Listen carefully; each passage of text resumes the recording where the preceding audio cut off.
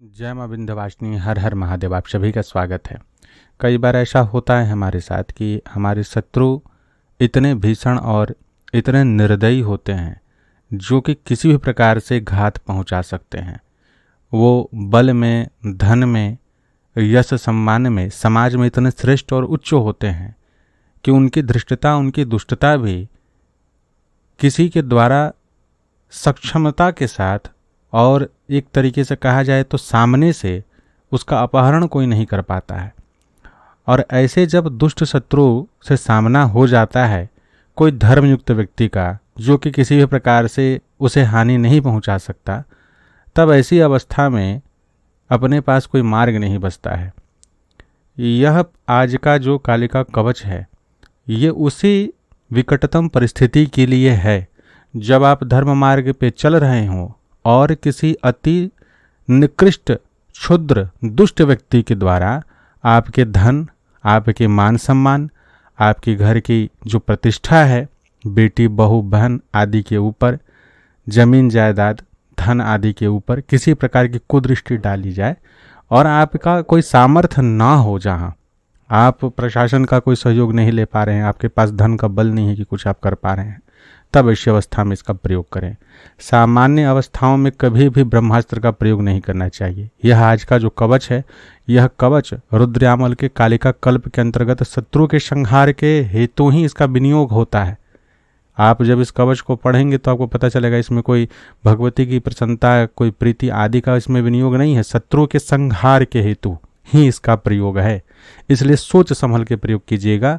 किसी के ऊपर आप किसी को हानि पहुंचाने के लिए या छोटी मोटी बातों के लिए इसका प्रयोग कभी मत कीजिएगा, अन्यथा फिर इसका दुष्परिणाम आपको भी भुगतना पड़ेगा।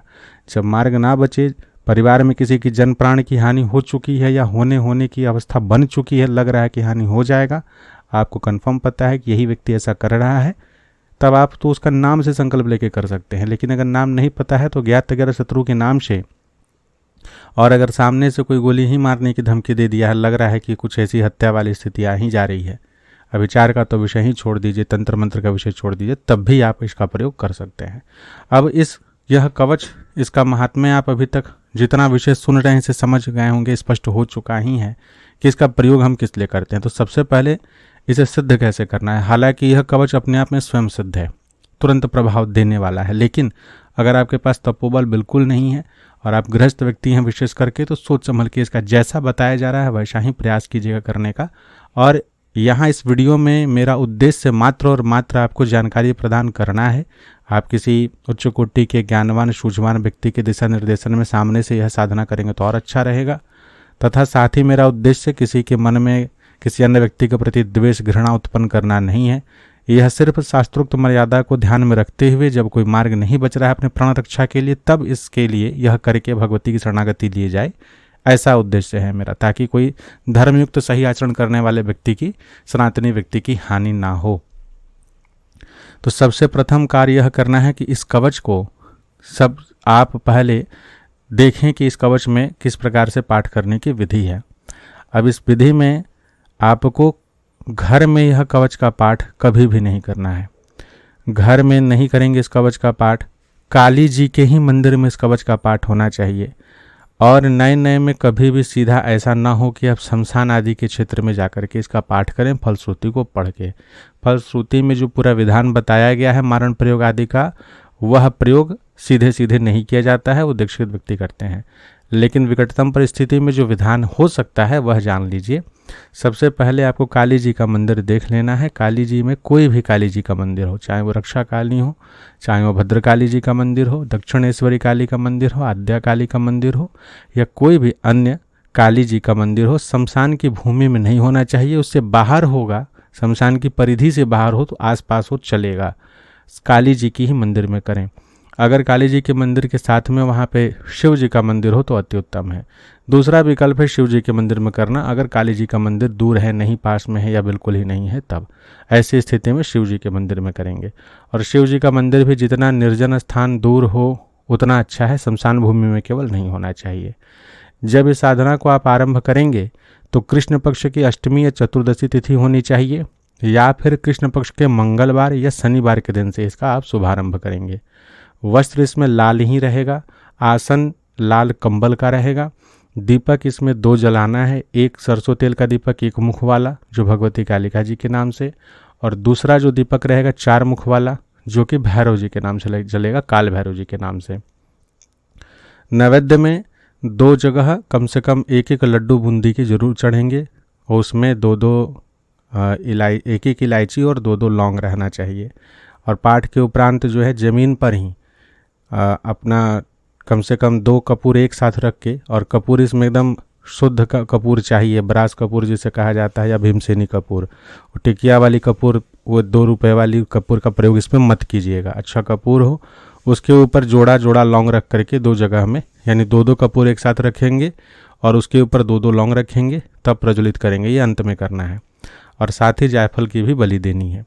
तो यह पूरा एक तरीके से दक्षिणाचारी कहीं ना कहीं उग्रतम प्रयोग के अंतर्गत आता है।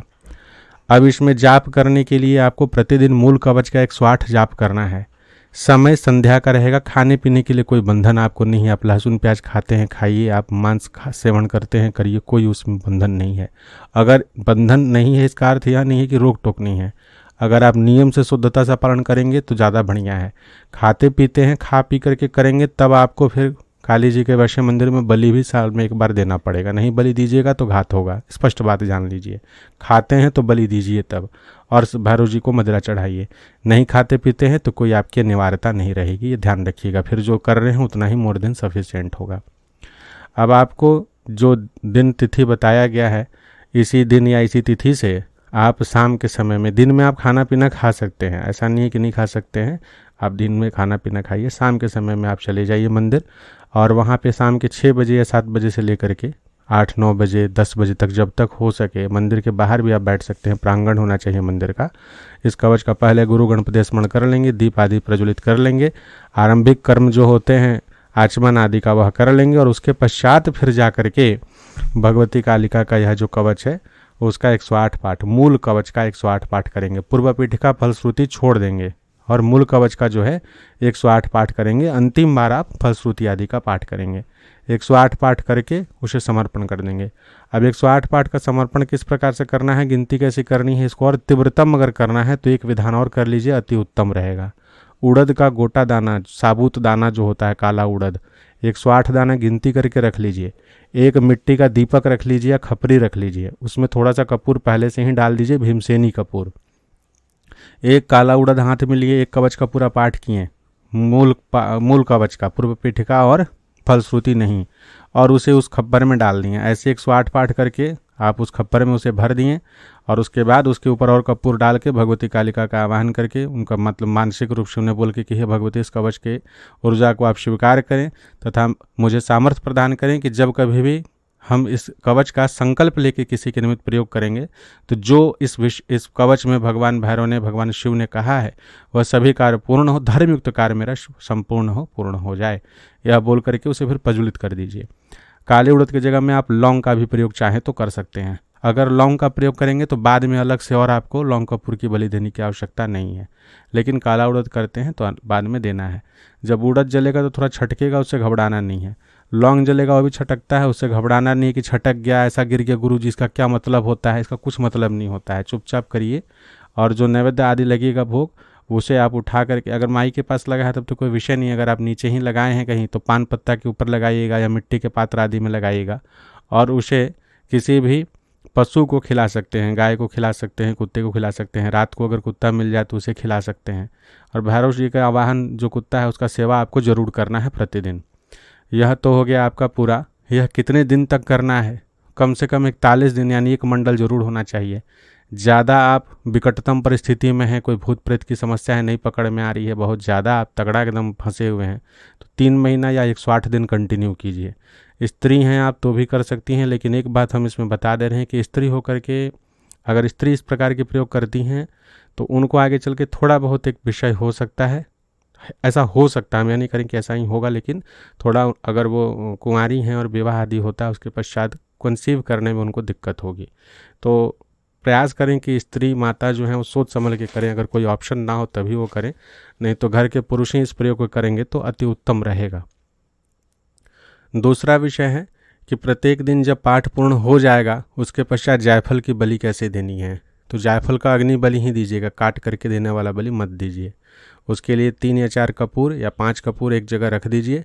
ज़मीन पर ही रखना है, मिट्टी के पात्र में इसमें नहीं देना है। हालांकि हम 99% सदैव बोलते हैं मिट्टी पात्र में देने, लेकिन एक कठोरतम उग्रतम प्रयोग है, इसलिए ज़मीन पे ही रखिए। हाँ, अगर कोई टोका टोकी करता है कि ज़मीन पे नहीं जलाना है तब आप मिट्टी पात्र में रख लीजिएगा, नहीं तो ज़मीन पे ही रख करके जायफल रख के भगवती को बोल के कि माँ आप यह बलि स्वीकार करें, प्रसन्न हो, सिद्धि प्रदान करें, यह बोल करके उसे जलाइए।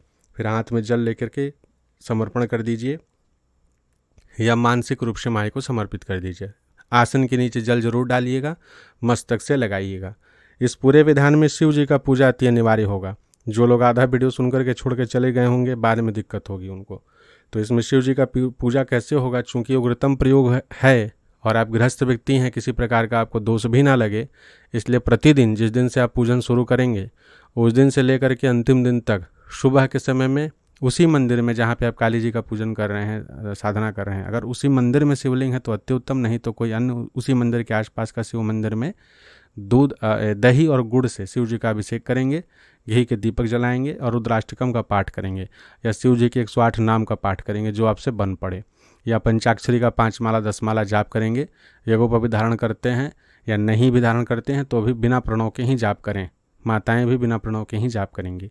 हाँ, एक विषय यहाँ पर यह जरूर है कि माताएं बहनें इतना लंबा साधना ना करें, अगर विकटतम परिस्थिति भी है तो भी ज़्यादा से ज़्यादा 21 दिन की ही साधना कीजिए। उससे ज़्यादा आप करिएगा तो उग्रता बहुत ज़्यादा बढ़ जाता है इसमें, और उग्रता बढ़े तो उससे नियंत्रण कैसे करना है ये आपका स्वयं का विषय होना चाहिए, इसको समझ करके तब आगे करना है।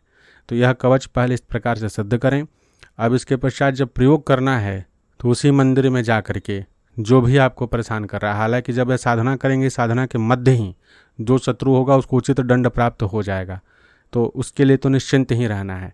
लेकिन अगर कभी जीवन में पुनः इसकी आवश्यकता पड़ती है तो आप 41 से 108 दिन की साधना जो बाहर मंदिर में कर चुके हैं उसके बाद कंटिन्यू आप घर में एक एक पाठ करिए सुबह शाम। ज़्यादा पाठ करने की आवश्यकता नहीं है कि स्मरण में केवल स्मृति में बना रहे। बाद में जब कभी भी आवश्यकता पड़ेगी तब उस समय संकल्प करके, अगर कोई ज्ञात व्यक्ति है जो कि आपको परेशान कर रहा है तो उसके नाम का संकल्प करके कि हे भगवती यह हमें इस प्रकार से परेशान कर रहा है, आप उचित प्रकार का दंड इन्हें प्रदान करें ताकि हमें परेशान करना बंद कर दें, अगर वैसी स्थिति है तो। और उसके पश्चात इसका जो है आप 108 पाठ कीजिए। कभी भी ग्रहण काल हो, दीपावली हो, महाशिवरात्रि हो, अष्टमी की रात्रि हो, शारदीय नवरात्र वाली जिसमें भगवती कालिका का प्राकट्य समय होता है तथा जो संधि पूजा का समय होता है, इस समय में आप 108 दीपक जला करके दीपदान करके अगर इस कवच का पाठ कर लेते हैं तो यह कवच वज्र के समान हो जाता है, अति उग्रतम और अमोघ हो जाता है और यह प्रयोग करने पर तुरंत प्रभाव देता है।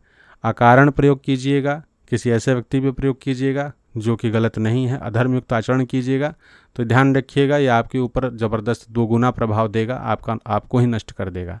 शत्रु के ऊपर जब इसका प्रयोग होता है, इसकी और भी विधि है जिसमें बलि आदि दी जाती है, उस विधि से प्रयोग करने से शत्रु पूरी तरीके से एकदम निस्तेज हो जाता है, वो वंशहीन हो जाता है, धनहीन हो जाता है। बहुत सारा विषय है, लेकिन अभी जितना विषय आप सभी के समक्ष रखने का प्रयास किए हैं संतुलित रूप से उतना ही प्रयोग कीजिए, उतना में काफ़ी अधिक रिजल्ट मिल जाएगा। और अंतिम मार्ग के अंतिम विकल्प के रूप में ही से चुनिएगा जब कोई मार्ग ना दिखे, इसका ध्यान रखिएगा। आशा करते हैं कि इस वीडियो से सभी सनातनी लाभ उठाएंगे। जय मां विंध्यवासिनी, हर हर महादेव।